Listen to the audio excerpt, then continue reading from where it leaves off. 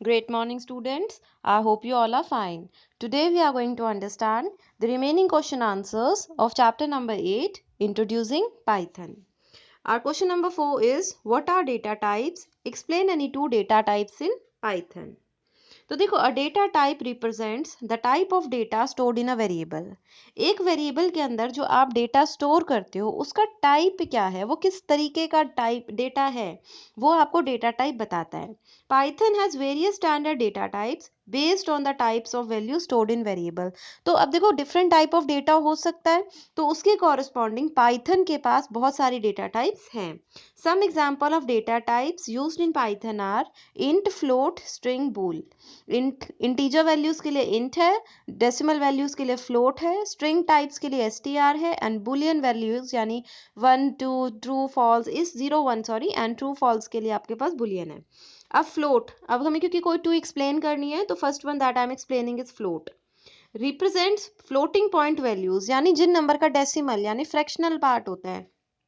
The fractional part of a floating point number में B zero as well. मतलब अगर मैं ये भी लिख देती हूँ ना 18.0 या -6.5 या -6.8 या -2.1 या 2.0 या 2.1, तो जहाँ पॉइंट आ गया यानी डेसिमल आ गया तो वो आपका क्या बन जाता है, फ्लोट नंबर बन जाता है। Next is just S T R यानी string. String data type represent strings of characters enclosed within quotation marks. अगर आपने कोट्स के अंदर, चाहे सिंगल कोट हो चाहे डबल कोट हो, उसके बीच में अगर आपने अपने कुछ करेक्टर्स को रख दिया तो वो आपकी स्ट्रिंग बन जाती हैं। अगर आप टू को भी सिंगल कोट, डबल कोट या ट्रिपल कोट भी यूज कर सकते हैं हम पाइथन में, अगर आप इसके अंदर डाल देते हैं तो वो आपका स्ट्रिंग बन जाएगा। टू क्योंकि वैसे तो इंटीजर है, लेकिन अब अगर आप किसी भी करेक्टर को, हम ये नहीं बोल रहे अल्फाबेट्स को, I am saying any character, if it is enclosed with in your single quotes और डबल कोट्स, तो हम उसको क्या बोल देते हैं, स्ट्रिंग बोल देते हैं। Next is your use of print function. What is the use of print function? Discuss all the separators used with print function. Print function is used to display the output of any command. Print function किस लिए use होता है? Output display करने के लिए on the screen, result दिखाने के लिए। We can also pass more than one argument to the print function. और print function में आप बहुत सारे arguments को pass कर सकते हो। Separators are used with the print function to format the output. अगर output की formatting करनी है तो हम print function को use करते हैं।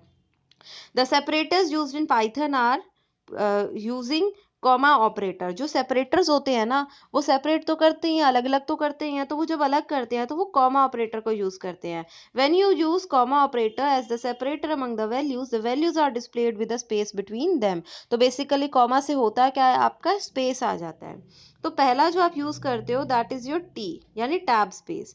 When you use tab t escape sequence as the separator among the values are displayed with a tab space। आपको पता है टैब क्या करता है? इफ यू प्रेस टैब की ऑन योर कीबोर्ड तो वो आपको कम से कम 5 स्पेसेस दे देता है। 5 का होता है, जैसे नॉर्मली स्पेस बार अगर 1 का आपको स्पेस दे रहा है तो जो टैब होता है वो आपको 5 का देता है।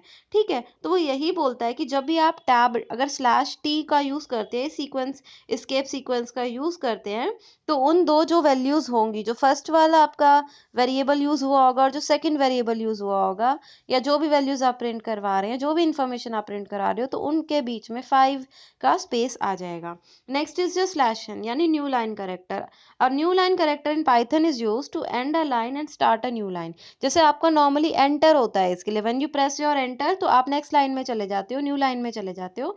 तो जैसे HTML में भी मैंने कहा था, अभी आपका एंटर वर्क नहीं करता, आपको BR टैग यूज़ करना पड़ता था, ब्रेक टैग यूज़ करना पड़ता था। उसी टाइप से पाइथन के अंदर भी अगर आप एंटर करते हैं तो वो उसको नहीं शो करता एज अ न्यू लाइन, वो उसको नहीं मानता। तो आपको जो अगर आपको नेक्स्ट लाइन में आना है तो आपको स्लैश एन का यूज़ करना पड़ेगा। तो ये एक न्यू लाइन करेक्टर होता है, ये जहाँ पे आपने स्लैश एन यूज कर दिया उसके आगे आप जो भी चीज लिखेंगे वो आपकी नेक्स्ट लाइन में प्रिंट होगी। In Python the new line character can be used with the input and with the print function. आपको दो टाइप के बताए थे ना, प्रिंट से आउटपुट मिलता है और इनपुट से आप एंटर करा सकते थे डेटा इनटू द कंप्यूटर। तो इनपुट एंड प्रिंट फंक्शन दोनों में ही आप इसको यूज कर सकते हैं।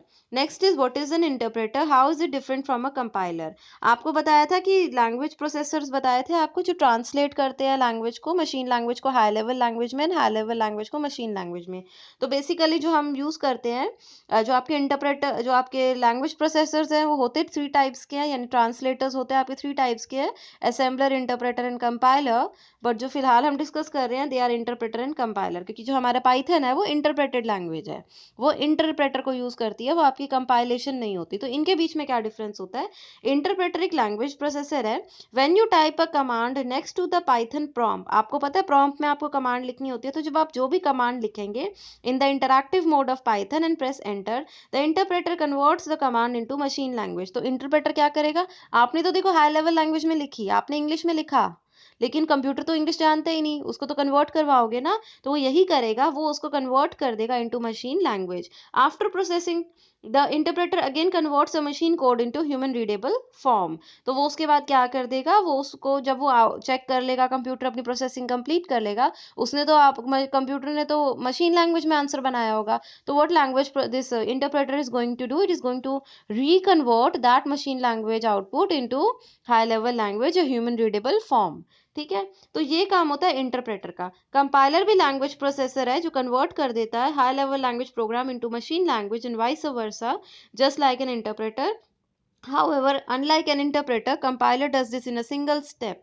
देखो इसके अंदर हमने क्या पढ़ा कि वो एक एक लाइन को पढ़ेगा, जो आपका इंटरप्रेटर है वो लाइन बाय लाइन पढ़ता है। ठीक है, एक एक लाइन को एग्जीक्यूट करता है। मैंने आपको पहले भी जब ये चीज़ समझाई थी तो डिटेल में पढ़ाया था कि वो आपकी फर्स्ट लाइन को पढ़ेगा, अगर उसको वो उसमें कोई एरर नहीं होगा तो it is going to convert into the machine language and execute it. Otherwise वो आपको कहेगा कि आपकी इस पर्टिकुलर में एरर है, लाइन में एरर है, करेक्टेड, फिर वो उसको री एग्जीक्यूट करेगा, फिर वो आपको आउटपुट देगा। कंपाइलर का क्या रहेगा, वो पूरे के पूरे प्रोग्राम को इन वन गो रीड कर लेगा, एक ही डायलॉग बॉक्स में आपको सारे एरर बता देगा। You are going to convert correct those errors, आप उनको करेक्ट कर लीजिए और फिर वो आपको आंसर दे देगा। ठीक है, लेकिन इंटरप्रेटर क्या करेगा, वन लाइन बाय लाइन पढ़ेगा, पहली लाइन को आप ठीक करो, उसको रन करेगा, फिर दूसरी, फिर थर्ड, फिर फोर्थ। तो वो क्या कह रहा है कि जो इंटरप्रेटर, जो पाइथन का जो ये इंटरैक्टिव मोड है, ये इंटरप्रेटर से ही वर्क करता है, एंड इसके अंदर लाइन बाय लाइन प्रोसेसिंग होती है। बस यही डिफरेंस होता है आपका एक इंटरप्रेटर एंड कंपाइलर में। तो class, I hope you have understood this topic. Thank you.